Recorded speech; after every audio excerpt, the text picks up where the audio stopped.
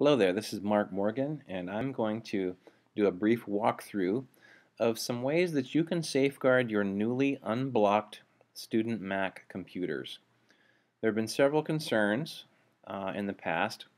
One was that students' computers were so locked down for safety's sake that teachers were unable to even install or delete programs from it, or make any system settings changes or adjustments as needed while students were working on the machines, and this created huge delays during class. So, with the newly unleashed student iMacs, we've got both good things and challenging things. The good is that we have flexibility to install as the teacher pleases, and we have teacher control over settings. The challenge comes from worrying about things like icon deletion or program deletion, student tampering, and how does one actually go about installing programs in the best manner. So we're going to cover those right now. Okay, so accidental program deletion. Let's take a look at that. What I'm referring to especially has to do with icons inadvertently being deleted from the dock. This is the dock down here. And how many of you have seen this? You have a student on the machine, they come crying to you because suddenly they say they tried to click on an icon and instead it went up into a poof of smoke. Well, they weren't exaggerating. Look at this icon here. There is actually a little cloud of smoke forming, and as soon as I let go, watch what happens. It literally disappeared into a poof of smoke. So they come running to you, and you're like, oh my goodness, I have no idea what you did, and I don't know how to get my program back. Well, it's actually very simple. You have not deleted the program. You can reassure the student that they have not destroyed anything. All they've done is gotten rid of the pointer to that program. The sad thing is that Mac doesn't tell you. It doesn't say, when it goes poof, it doesn't say you can restore this by going to the applications folder. Unfortunately, it just leaves you to panic. Here's the solution. We're going to go to Finder, which is Mac's equivalent of My Computer. Lets you look at your computer's files. Let me show you that again. I'm going to go to Finder. That's the little icon down here with the face. And then we're going to go to Applications folder, which will show up here on the left. And within that folder, you simply find the application that you lost. In this case, iTunes. I'm going to simply click it, hold my mouse button down, or my trackpad button down, drag it to the dock, and release. Okay, and just that quickly, there is my poofed icon. Let's poof it again.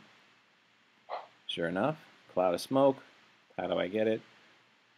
Finder, Applications folder, find your app, drag it back to the dock, and you are done with the panic. And you can remind your student how not to do that.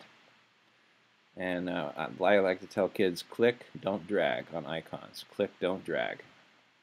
All right?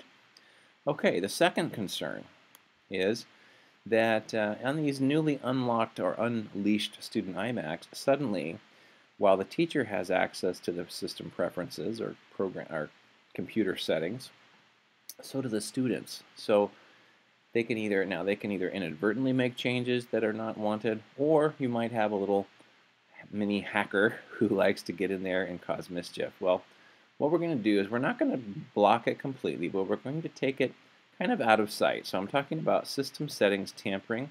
In this case, they call it system settings. We get to system settings, system preferences one of two ways, either by hitting the little cog wheel icon, or by going to the Apple menu. Come on, Apple menu. Uh-oh. Why don't we get an Apple? There we go. System preferences, that way. Now, this is what the student is presented with, and that's kind of scary because we have important things like iCloud, mail, and network, sharing folders, etc.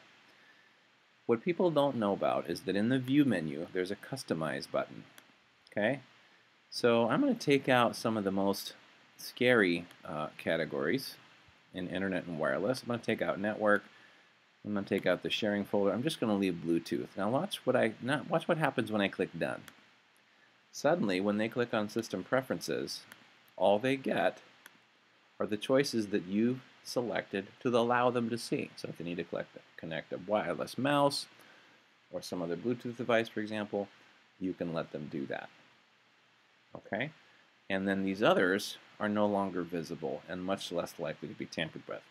But let's go ahead and make all of these disappear. If you really want to be safer, I'm going to uncheck each and every one of these boxes, and you might decide you want to do this just out of sight, out of mind, and less likely to be inadvertently or deliberately tampered with. The good news here is that by unchecking these, you are not preventing yourself from intervening when settings changes are needed. Let me show you how that's done. So I'm going to click the Done button here. Now suddenly when they click on System Preferences, that's all they get. They're going to get an empty box. And in fact, a window with just a title and no contents. Well, all you have to do is go to the View menu. You've got one of two ways. You can either click the View menu and click Customize and put that checkbox back in there, but there's a faster way than that. Let's go to the View menu, and this time notice that all of those icons are here. Let's go to, for example, the dock settings. It brings up the dock settings. I can now shrink the dock, make changes as I please, and then simply close it.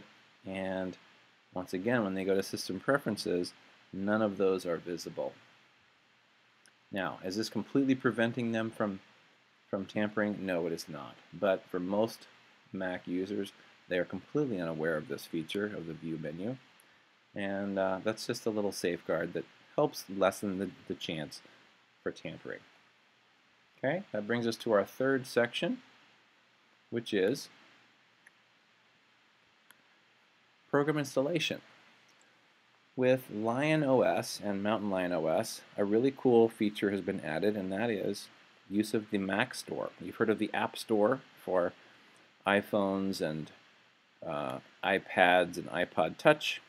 Well, they have a similar store, and one of the beauties of the App Store for iPods and iPads is that you buy it once and then you can install it on any number of devices that are under your direct control. Well, in the case of Macs, Mac computers, this is also true. So I'm going to click on the App Store,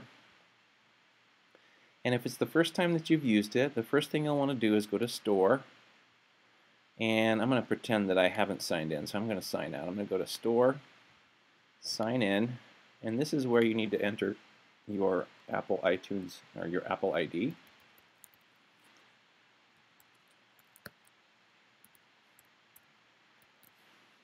And then enter your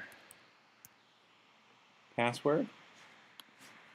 And once you've entered that, you can then go into categories, and in this case I'll go ahead and look at education. By the way, don't feel limited to education. There are a lot of great other apps like in productivity for the word processing, etc. But let's just find a quick freebie here. So we can see if we can find one. Here's one called Ribbit. Go ahead and hit install.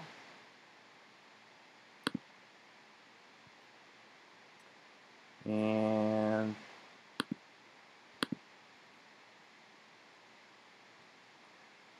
just that quickly, it's now installing the app. And the beauty of this is that on your additional iMac computers or other Apple computers within your classroom, you can simply log into your account and it will allow you to download those onto additional machines under your control at no additional charge, just like the App Store for iPads and iPod Touch. Okay, so those are the three biggies. One of the reasons we unlocked these was that you could do program installation, accidental program deletion. Remember that if you make an icon go poof off of your desktop, you simply go to Finder, Applications, find the application icon and drag it back down. And then a little reminder on System Preferences, we have simply unchecked by going to the View menu within System Preferences, Customize, taken off those checkboxes of the ones we want to hide, and clicking Done. And just one last review, go to the View menu, gives you access to all of them at any time. Okay, so I hope you find this helpful. I would highly recommend that you do this on your machine so that you feel in control, but also that you're protected from unwanted tampering and accidental mistakes by students. Okay, thank you for listening, thank you for watching, and I'll see you next time.